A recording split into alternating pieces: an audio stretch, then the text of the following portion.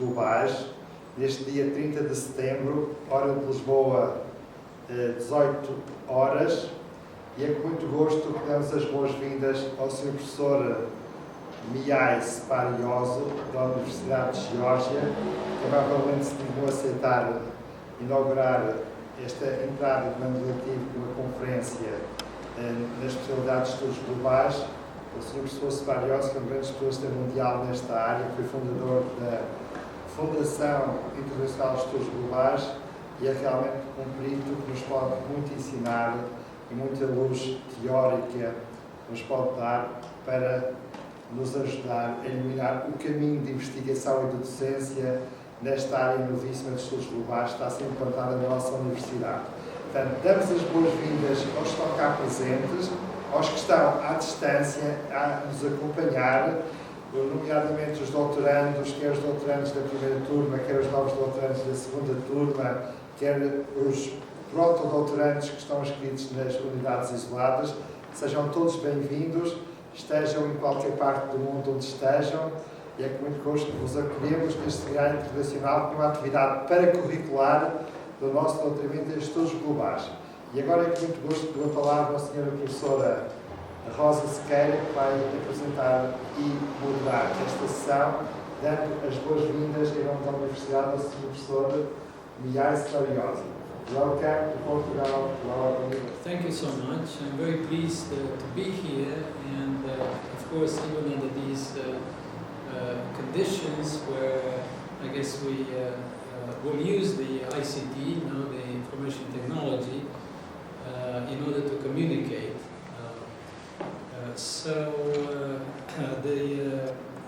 My talk today will deal precisely with intercultural studies, principles, methodology, practice. It's going to be a rather theoretical approach, and I hope that we'll have some time for questions in which we could discuss some more practical matters if you would like. Before I go to my main topic, intercultural studies, I'd like to take a quick look at the current field of cultural studies in order to draw a distinction between this field and the kind of intercultural studies that I have in mind. One would think that cultural studies would be a natural place to look for guidance in creating new educational principles and strategies for human development in this century. Its basic premises and methodologies ought to be compatible with what I have called elsewhere an emergent ethics of global intelligence, based on a mentality of peace, and its desiderata of cross-disciplinary and cross-cultural responsive understanding, dialogue, and cooperation as conditions of generating new local and global knowledge. Unfortunately, the field of cultural studies, as developed and practiced, especially in North American academia, and then exported to other academic environments in various countries from around the world, is as much at an impasse as other academic disciplines. The contemporary field of cultural studies had its origin, reputably enough, in the Frankfurt School of Critical Theory, headed by Theodor Adorno, on the one hand, and the Birmingham School of Sociology, headed by Stuart Hall, on the other. As cultural studies moved from Germany and England to the United States, it became seasoned with a pinch of Derridian rhetorical deconstruction and a dash of Foucauldian historicist discourse analysis, finding its home in the various academic departments of English and/or comparative literature at major American universities. Thus, comparative literature in particular moved from an in-depth comparative study of the literature of the world in their specific cultural context to parochial, gender, ethnic, and other special interest group studies, not least because its younger practitioners, unlike their older European-trained predecessors, were monolingual and monocultural, and no longer had the necessary linguistic, philological, and philosophical tools to cope with complex global intercultural issues. Since its inception, the field of cultural studies has also largely operated on the basis of an ideological and political alliance among such academic schools as Marxism, Poststructuralism, Feminism, LBGT, and Postcolonial Studies. Its methodology has largely been a hermeneutics of suspicion, based on social critical discourse, which originated with Marx and Nietzsche in the 19th century and was mostly continued in the 20th century by the Frankfurt School that I previously mentioned, Freudian and other schools of psychoanalysis, and French and Anglo-American post-structuralism. Initially, the field of cultural studies fulfilled a useful role in examining certain asymmetric mechanisms of socio-economic, cultural, and sexual power inside and outside the so-called developed Western societies. Yet it had no solution to offer beyond the traditional Marxist notions of class struggle, to which it added the notions of gender and race conflict. Even worse, during the past 3 decades, the various programs of cultural studies within the humanities have been dominated, especially in North America, by post-colonial theory, or by what one may call more generally third worldism. In turn, this intellectual trend can be divided into the sincere and the hypocritical, or the politically correct types. In its sincere versions, third worldism is anti-cosmopolitan, parochial, fragmented, and full of social and ideological ressentiment. It seems to be a partial return to the nationalist and ethnic fragmentation of late 19th century Romanticism. For this reason, it has easily been taken over by contemporary cultural theories, especially in Eastern and Southeastern Europe, but in other parts of Europe as well. Third worldism can also be politically opportunistic and easily co-optable by a capitalist consumerist society. It is this hypocritical type of third worldism that usually assumes the form of political correctness. In the United States, for example, there are many academic departments of culture and post-colonial studies where white, often Ivy League educated scholars join their exiled colleagues who belong in turn to the privileged groups of their so-called third world countries in churning out endless studies about the colonial other outside their historical and intellectual context. They have created an entire academic industry that has also spilled into the American mass culture and politics, leading to the so-called culture wars, which now we see being in full swing in this presidential election in the United States. Which are so, as well as to a number of either sincere or cynical, but equally wrong-headed policies toward minorities in academia and outside it. The latest academic avatars of cultural studies often lack the cosmopolitan sophistication of their predecessors, in part because they have mostly limited their object of study and social critique to global or local popular culture as a manifestation of late consumerist capitalism. Furthermore, since the collapse of their political alliance during the last decade of the 20th century, they have again relapsed into splintered groups and factions that are vying for academic authority and such administrative and financial advantages as may come with it. They have built their own academic disciplines, departments, and interdisciplinary programs, and have joined the academic bureaucratic establishment, often with a vengeance.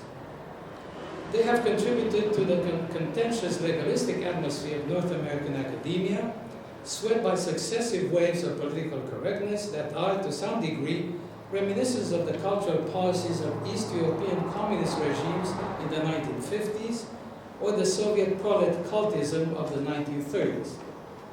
Therefore, the field of cultural studies, at least as it is largely practiced today in the West and its former colonies, is hardly in a position to offer any viable solutions for advancing global intelligence and planetary wisdom. On the contrary, it tends to inhibit such advancement with its perennial oppositional discourses that are continuously co-opted by the very forces it allegedly struggles against. After this brief look at the situation of cultural studies in today's Western academia, let us turn our attention to some of the main theoretical and methodological principles and practices that should lie at the foundation of a reconstructed, what I call a reconstructed field of intercultural studies. This field would go beyond the current ideological and political impasse of cultural studies while preserving and reorienting some of its valuable insights. So we don't want to get rid of it, obviously, but we want to reorient it and preserve some of its very valuable insights. It would situate itself in the vanguard of much needed comprehensive study of and dialogue among world cultures, not only from a local, national, or regional perspective, but also from a global one. So the first principle I'd like to mention today is transdisciplinarity as a cornerstone of intercultural studies. Transdisciplinarity would mean, in the first place, moving away from both disciplinary and anarchic models of culture.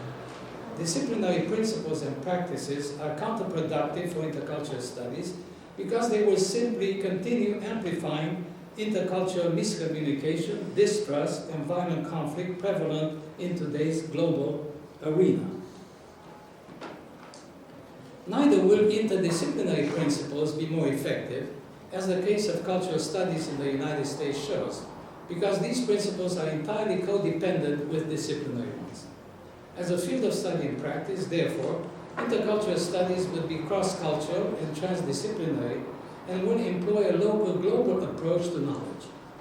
Its goal will be to remap traditional knowledge as it is acquired and transmitted by various branches of learning, be they scientific or humanistic, as well as to generate new kinds of knowledge within an intercultural and global reference frame. A transdisciplinary approach to knowledge requires philosophical and scientific presuppositions and practices that are entirely different from their disciplinary counterparts. It does not presuppose that knowledge is power, but only that power produces certain forms of knowledge that may become irrelevant or transfigured in other reference frames. It also presupposes a mutually enriching interplay of what various cultures perceive as global or universal and what they perceive as local.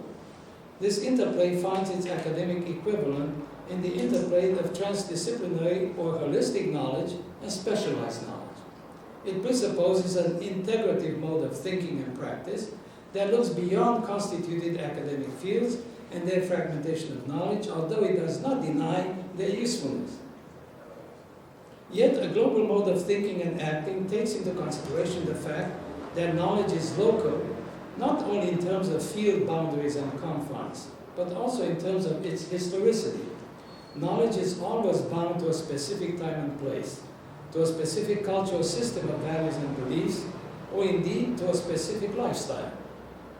It is for this reason that theories of globality cannot properly be regarded as global, but only as local global.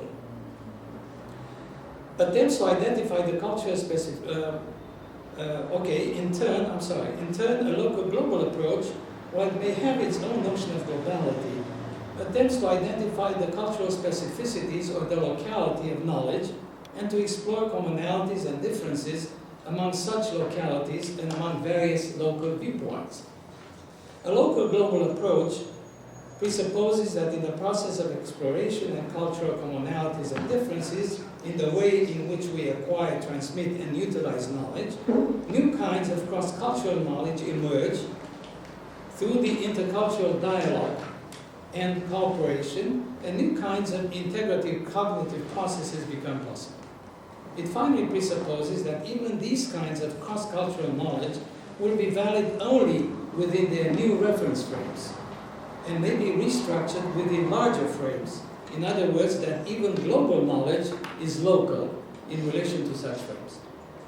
At its broadest theoretical level, intercultural studies will concern itself with and explore such questions as: what are the conditions of the possibility of the emergence of cross-cultural and/or transdisciplinary knowledge? How does such knowledge differ from, but also involve, cultural or disciplinary knowledge? How can it be communicated or taught? What uses can this kind of knowledge be put to, and whom does it serve? What organizational and institutional forms might it take? The principal objective of intercultural studies will be to seek and practice global intelligence, what I have called in a different context, global intelligence and planetary wisdom. I have defined global intelligence and planetary wisdom as the ability to understand, respond to, and work toward what is in the best interest of and will benefit all humankind and all other life on the planet. This kind of global responsive understanding and action, however, can only emerge from continuing intercultural research, dialogue, and cooperation, and no single national or supranational instance or authority can predetermine its outcome. So global intelligence and planetary wisdom are emergent phenomena and involve lifelong learning processes. And that's why we believe, with my friends, we are working together with ICT people as well, we believe that this century should be the century of global learning. We are talking about knowledge and global intelligence, but we're not quite so smart yet. So we really have a lot to learn about how to deal with each other in the coming years and the coming decades, as we can see actually from the current situation in the world. Another main principle that I'd like to talk about today is cultural critique and intercultural learning and research environments. So the whole notion of cultural critique. Cultural critique is one of the most cherished notions of modern Western thought and a methodological cornerstone of cultural studies. Therefore, it should be submitted within the Western scholarly community to both an extensive cultural anthropological study and a thorough self-analysis from a local global perspective. Other kindred notions such as ethnocriticism, eco-criticism, critical cosmopolitanism, critical thinking, and all the other criticisms and criticisms should also be reevaluated from the same local global viewpoint. We particularly need to explore the ways in which the idea of criticism has, throughout its history, contributed to a perpetuation of various disciplinary mentalities, not only in the Western world, but in other worlds as well. In this sense, even notions of cultural resistance, opposition, subversion, and survival are part of the arsenal of power that perpetuates politics as usual, be it in a colonized or decolonized local or global reference frames. Viewed from a global perspective, it would be wise to refrain from practicing cultural critique or critical thinking, a pet learning objective for any progressive Western-style academic curriculum, or ethnocriticism or eco-criticism within an intercultural framework. At the same time, one should propose these critical methodologies as topics for an extensive intercultural dialogue and comparative analysis, rather than simply using them automatically as if they were obviously shared universal values, because they are not. Yet cultural critique does come with a heavy ideological and political baggage, for example in the Frankfurt School and such postmodern critical trends as French deconstructionism and its American avatars. As I have already mentioned, these schools are of either Marxist or Nietzschean descent, so that the resulting form of cultural critique, no matter how refined and revisionist it might be, will necessarily have mixed critical standards and objectives deriving from two conflicting ideologies of thought. One is the Nietzschean, where might makes right, so you have the ideology, if you wish, of the aggressor, in which the will to power is harnessed to the benefit of superior predatory individuals, or you have, in Marx's case, the ideology that is of the victim, so-called, or the underprivileged, in which the will to power is harnessed to the benefit of a victimized, but in the end historically privileged social class, namely the proletariat. Another problem is that cultural critiques have proliferated to such an extent in contemporary Western academia that they have become ritualistic, if not empty gestures. We should finally recall that cultural critique and critical thinking are Western notions that might do well in certain Western intellectual circles, but not so well in other local circles. In these latter circles, they are often perceived as needlessly and counterproductively confrontational and aggressive, if not as soft power instruments of furthering Western imperialist designs on other cultures. Although the notion of critique is probably too deeply ingrained in our current mentality to be easily abandoned. Of course, I'm doing here cultural critique as well, as you can see. We should at the very least become aware of and use it only in its proper local Western intellectual and cultural reference frames.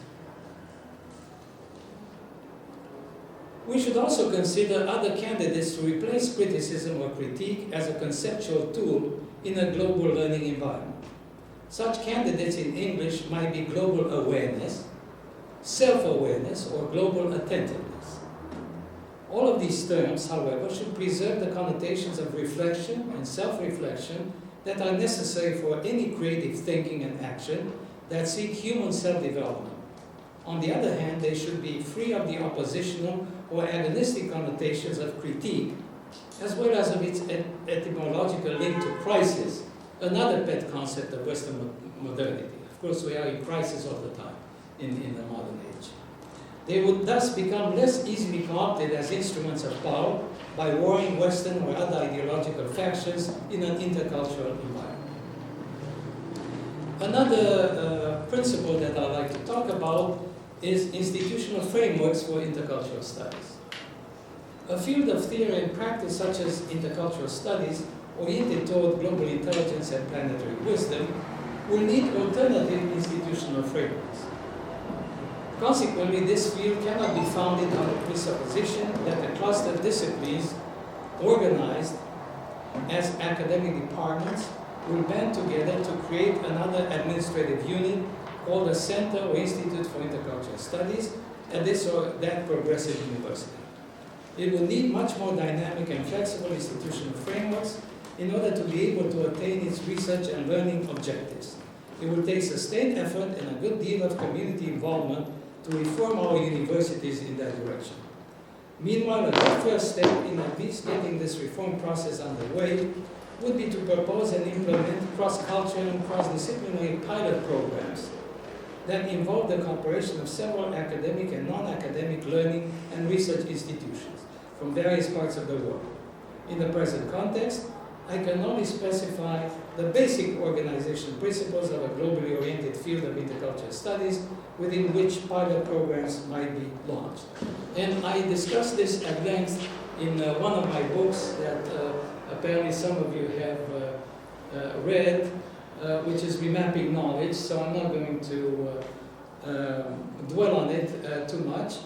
And also a new book that I put out with a friend of mine who is CEO of a ICT company, okay, Heidi Schleur is his name, and where we discuss some of these issues of how this could be done.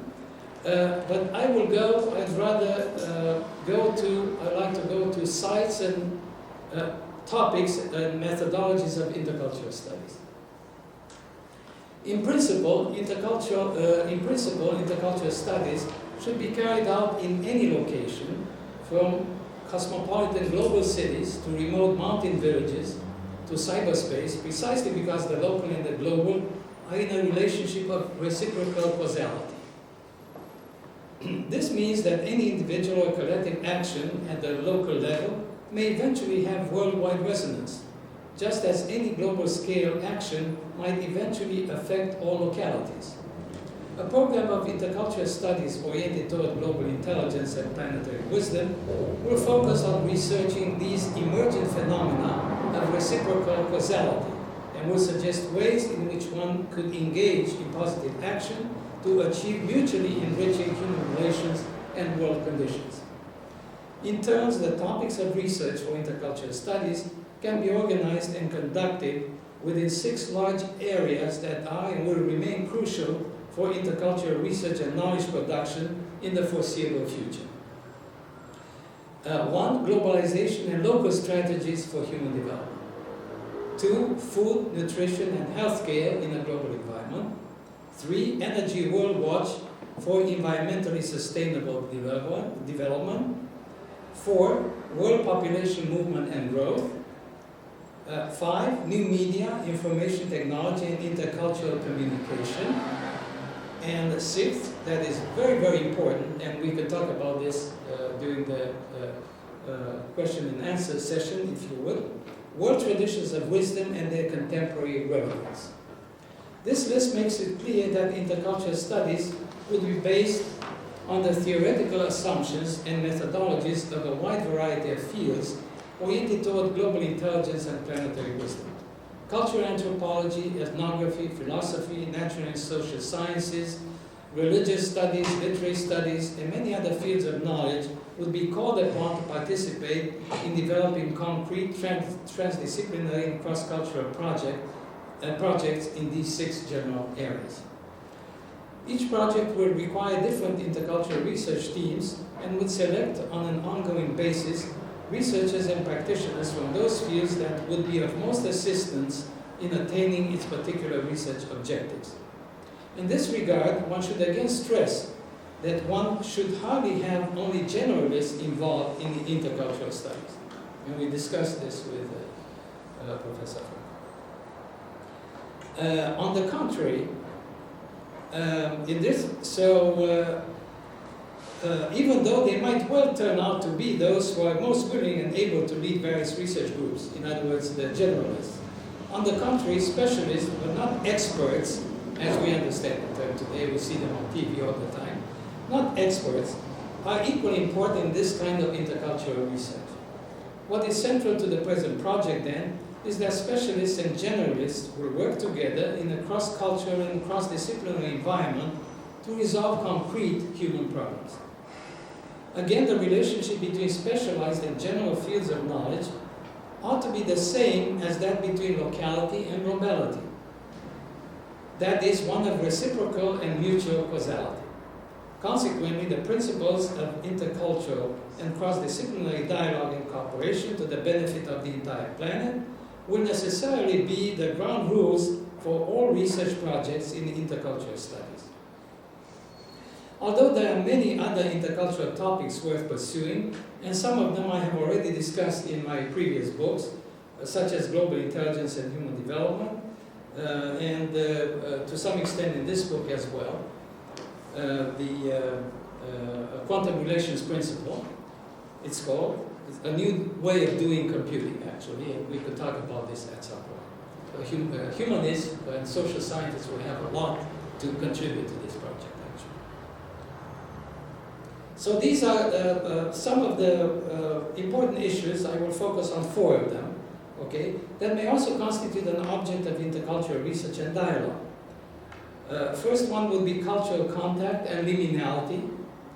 Another would be cultural and intercultural translation, interpretation. 3, the third one would be intercultural and transdisciplinary comparative analysis. And 4, ethical standards for intercultural engagements. Again, a very, very important point. Cultural contact and liminality. Intercultural studies may productively employ the notions of cultural contact and liminality as conceptual tools, but would first need to submit them to the same process of self-scrutiny and intercultural comparative analysis and dialogue that is appropriate for other notions that cultural studies has so far employed largely in Western disciplinary and interdisciplinary contexts. For instance, we will need to distance the notion of cultural contact from the idea of opposition and contest. I mentioned this point before. One of the typical examples of this agonistic confrontational approach, which has been extensively employed in North American cultural wars, but also in the freedom movements of Latin America, Africa, and other parts of the world, is Mary Louise Pratt's notion of criticism in the contact zone. She was one of my colleagues at Stanford. I guess she's well known. We are friends, by the way, even though I criticize her here. That's okay. We recall that Pratt defines contact zones as social spaces where disparate cultures meet, clash, and grapple with each other, often in highly asymmetrical relations of domination and subordination. This was a quote from Mary Pratt. This notion might have been appropriate for past colonial and post-colonial contexts, with their disciplinary discourse of struggle, opposition, domination, liberation, emancipation, etc., that in this last century have been repeated ad nauseum throughout the world. These discourses are all part of the arsenal of power-oriented mentality.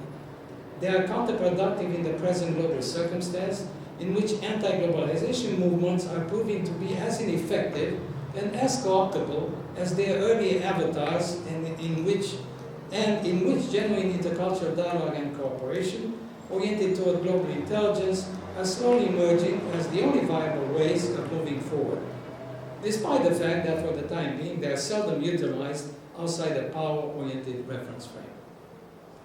Whereas intercultural research projects should certainly seek to resolve tensions in the troubled zones of contact, they should also study those intercultural contact zones in which people from various cultures are currently living or used to live side by side in peace and harmony. And in fact, I had a team with whom we worked on intercultural relations in the Austrian Empire, and how actually it worked pretty well. And we could, in fact, use some of those models, and of course, in a different context. European Union, for instance, could perhaps use some of those models. Again, if you're interested, I'll give you the link to this work.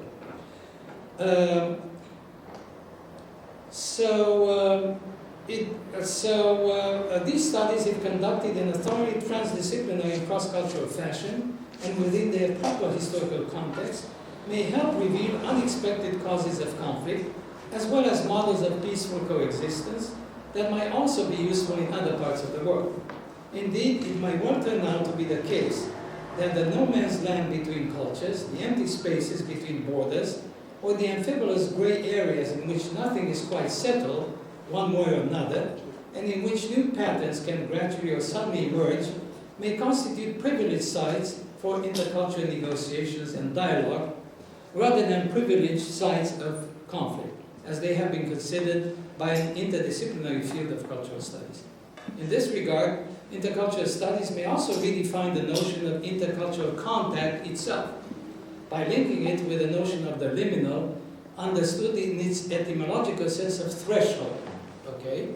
Limen, no? It means limit, between various margins, boundaries, and frontiers. If we place liminality as a Western anthropological and literary concept, but also as a site of intercultural negotiation within a global reference frame, we will also discern the historical and cultural local boundaries of this concept. The contemporary Western definition of humans as beings who can infinitely fashion and refashion themselves, and it is by no means clear that such a definition will ultimately prevail through intercultural dialogue and negotiations in most cultures, would always exceed any specific psychological or any other kind of explanation that one might provide for the human need for such perpetual self-fashioning. Specific explanations will evidently remain valid within the actual world or reference frames produced through a specific criminal process, but not outside that frame. So this whole idea of it's process philosophy, and this whole idea of frames of reference is very important, because what might work at the local level might not work on the global level or at regional level, and so on and so forth. And that is a big problem, because we treat all questions, as if they were global or they were local, where there are a lot of reference frames in between, and a lot of things that need to be discussed and analyzed before actually we could reach a viable conclusion, so that we can reach a consensus, okay, between the global and the various locals and the global. So, for example, one quick example, Michel Foucault's explanation of the origin of language in the human reflex of recoiling in horror from death and inventing forms of postponing it to interminable self-staging and self-fashioning is certainly valid within the actual worlds produced by a Western, modern, and postmodern mentality. This is from Foucault's, was translated into English as, it's in English, it's Language to Infinity, and it's in a collective volume of his essays on language, counter-memory practice. This mentality, particularly as articulated by philosophers such as Martin Heidegger and his followers, perceives and experiences being in terms of a perilous game of self-revelation and self-withdrawal, in which human existence perpetually plays itself out between the cardinal points of birth and death. The question arises, however, whether such a concept and corresponding experience of being is the be-all and end-all of human potentialities, or only one onto-epistemological path out of many, leading to a specific type of actual world. Or to rephrase this question in terms of the present essay, is this local Western manifestation of the global impulse, whether proper or improper, the only possible kind of such manifestation, or is it just one among many? Because all of these philosophers, they talk about in essentialist terms. As, they apply this to everyone, every human on earth. Well, it's not like that at all. The very idea of infinite human self-fashioning allows for other perceptions and even other experiences of being or of the global. For example, certain Eastern modes of thought and behavior, which have resulted in various Buddhist and or Taoist practices, are operating with different cardinal points for humans and for beings in general.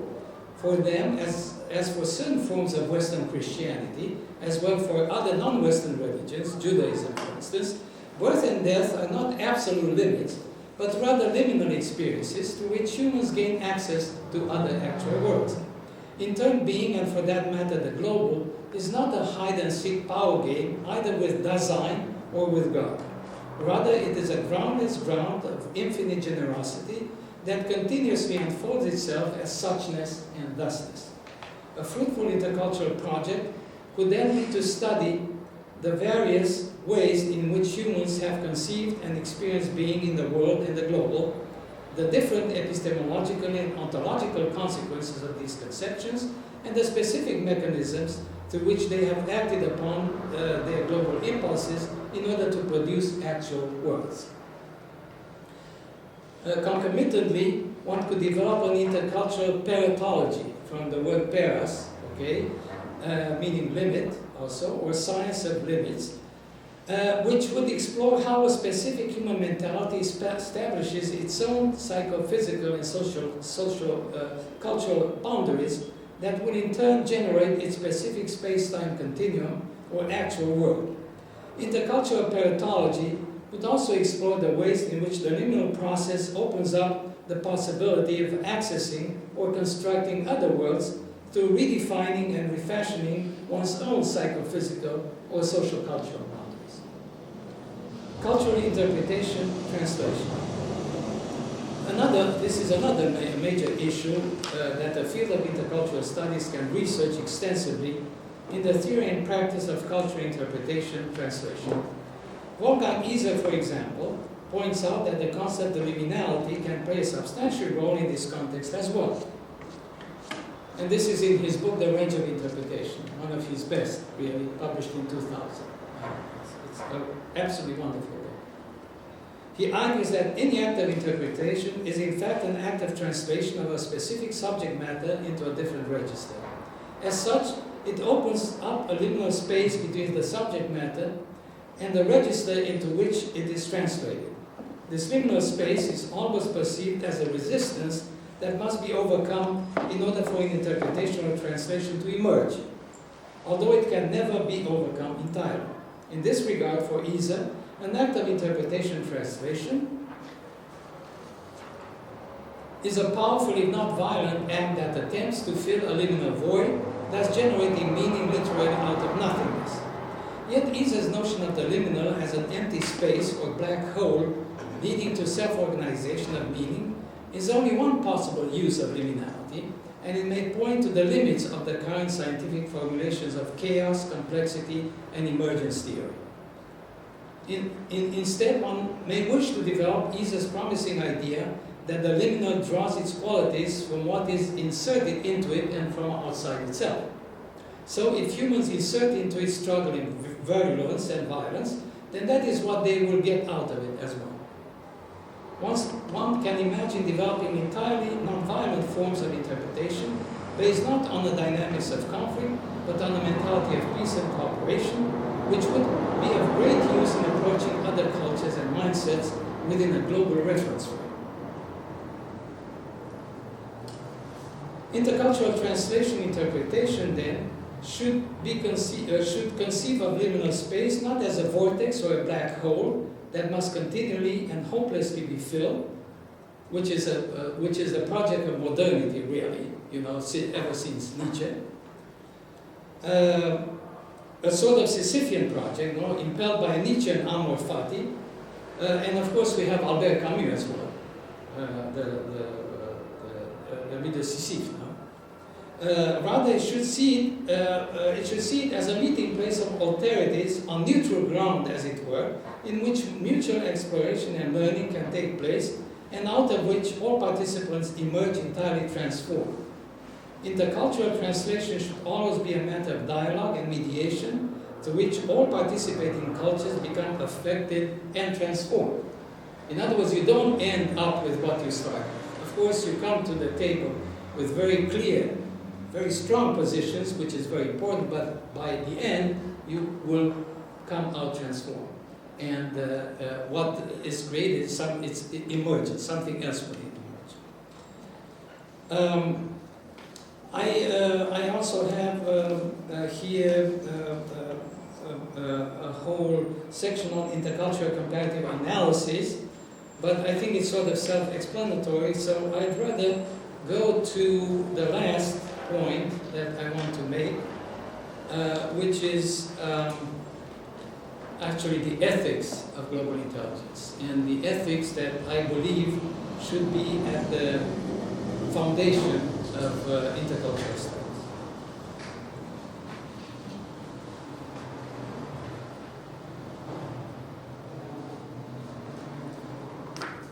Okay, so ethical standards of evaluation in intercultural studies. Intercultural comparative analysis, with its technique of staging non-reductive juxtapositions and engagements, bring us to a crucial point, that of the diversity of ethical standards and values in a global environment, and their likelihood of clashing against each other, which is happening. We see this is obvious. My suggestion, however, is that intercultural studies should have an unambiguous ethical position with regard to the human and natural environment, as well as to other issues of global concern, whether they are related or not to the global economy and the financial markets. It should certainly not neglect the fact that new complicities of all sorts are integral to the new global circumstance, and should study such complicities in relation to their older counterparts. But the position of any specialist or generalist involved in the field of intercultural studies should be unambiguously grounded in the emergent ethics of global intelligence and planetary wisdom, based on the mentality of peace, or what I call an irenic mentality, in other words. Thus, the urgent question is changing not only the underlying disciplinary assumptions of our scientific enterprises, but also the prevailing utilitarian assumptions of our monetary economies. Instead of contenting ourselves with the role of mere objective or neutral scientific observers, scientists in all fields should actively contribute to transforming such economies into sustainable human activities, serving the intrinsic interests of all life on Earth, not just those of a privileged small section of the world communities. To conclude this section, I shall exemplify what type of ethical approach I have in mind by briefly examining just one vexed issue that will take more than cultural studies and cultural critique as practiced today to address successfully.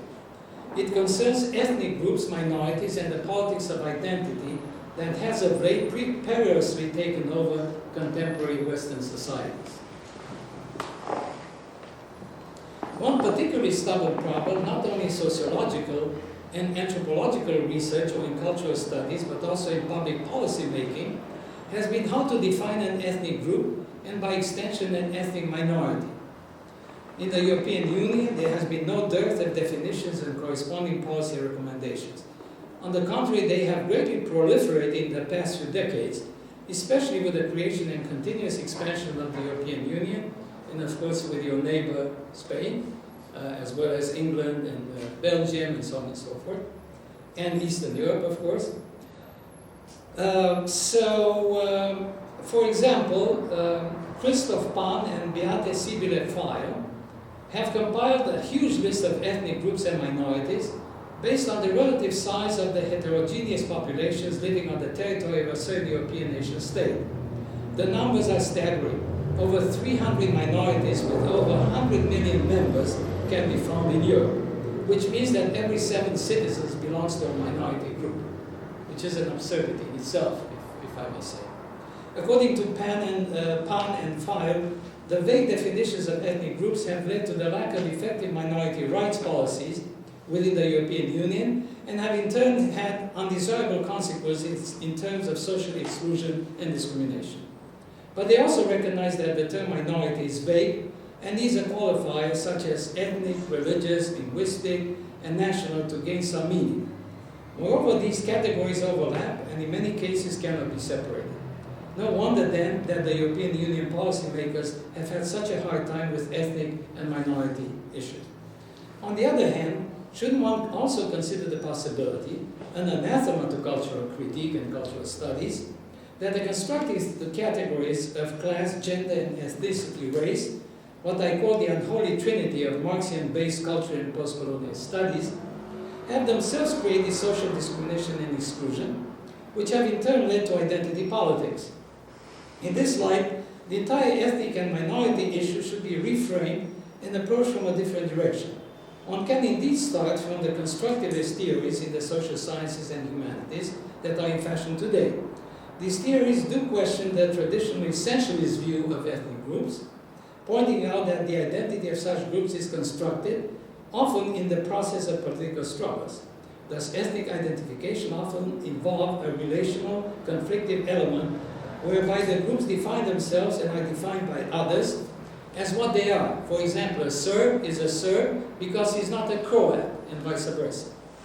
This relational or mimetic way, and Girard, I think that you are familiar with the work of René Girard, was one of my teachers at Stanford, of constructing identity, ethnic, national, class-based, religious, or other, will invariably lead to violent clashes, all the more so, since certain cultural theories, such as Samuel Huntington, for instance, in The Clash of Civilizations, essentialize it and decree to pertain to human nature rather than to improper human practices. So yeah, humans are by nature violent. So end of discussion. Well, it's not like that. Especially if you believe that humans can self-fashion, to infinity. There are other ways in which you can approach, we can approach each other in our environment. Therefore, one very useful project for the academic and research community would be to employ advanced information and communication technology, which we have done actually, including artificial intelligence-based social modeling to test the various sociological and cultural and anthropological theories based on power and violent conflict. These theories remain very much in vogue today, particularly within the field of cultural and post-colonial studies, but rely mostly on anecdotal rather than on solid empirical evidence. In fact, from an empirical standpoint, just the opposite might turn out to be the case. It appears that when heterogeneous populations engage in violent conflict, everyone loses, including the winning party. The troubled history of Eastern and Southeastern Europe and of many other regions has shown that one population may succeed in subjugating or even wiping out another, but the victim may lose out as well.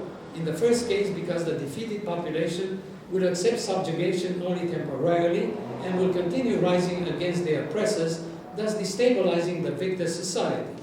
In the second case, because genocide may generate instability, perhaps by doing damage to the collective psyche of its perpetrators, arousing and then suppressing feelings of guilt and remorse. We see this in the United States right now. Thus dividing the individual members of their community.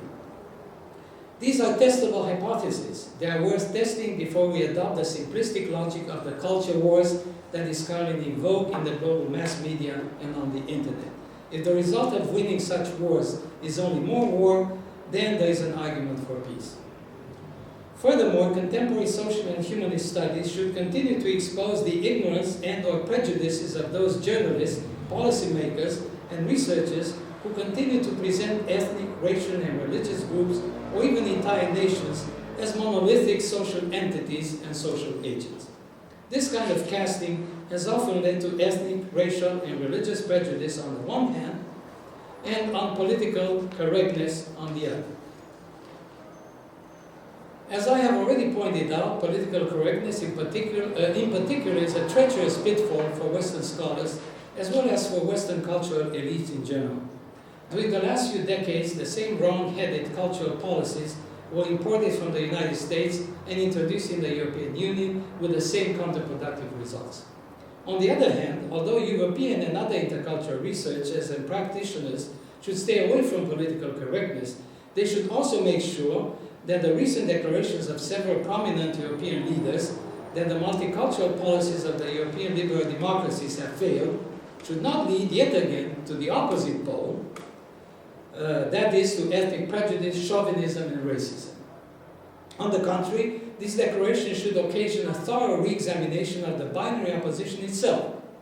The two symmetrically opposite attitudes of cultural prejudice and political correctness have a common base in ethnic and/or racial stereotyping and unwittingly perpetuate the social conflicts that have been associated with ethnicity and race ever since the advent of the modern nation state. Of course, that is one of the not very nice things that happen, the legacies of the nation state, of this modern nation state. But we can talk about this in another context. In turn, this re-examination, which could well be the task of another intercultural research project, should start from the insight that it is counterproductive to devise and conduct policies based on ethnic and racial stereotyping of any kind, no matter how well-intentioned such policies might be. Therefore, our duty as responsible humanists and scientists is to be wary of any ideological or political program, be it progressive or not.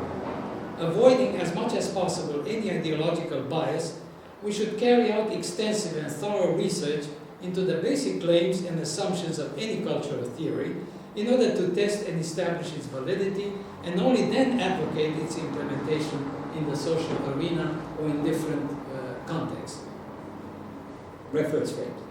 At the same time, I should again stress that the notion of global intelligence, planetary wisdom, and its ethics are emergent phenomena and cannot be predefined from any local global perspective, including my own. On the contrary, they will be the result of extensive intercultural dialogue and negotiation that can be initiated by the members of the intercultural teams themselves and then submitted to general public debate in academic and non-academic circles from various countries and regions throughout the world. Meanwhile, our comparative analysis and other interpretive acts should be informed by intercultural responsive understanding, which entails an ongoing peaceful dialogue and cooperation with other human beings. And in conclusion, I should also like to emphasize that the principles and methodologies of intercultural studies that I have discussed here belong to a local global perspective, which is that of a Western scholar who has obviously not renounced cultural critique, I have done a lot of it here, and is only slowly working his way through the main assumptions and practices of what he perceives to have been his Lebenswelt, while groping toward other kinds of worlds and ways of life. Hereby, I would like to invite colleagues, not only from the Western world, but also from other worlds, who may feel, as I do, like odd ducks in their own learning environments, to come together in an extensive intercultural dialogue in which this and other programs of intercultural studies may be discussed, refined, modified, hopefully implemented. Thank you.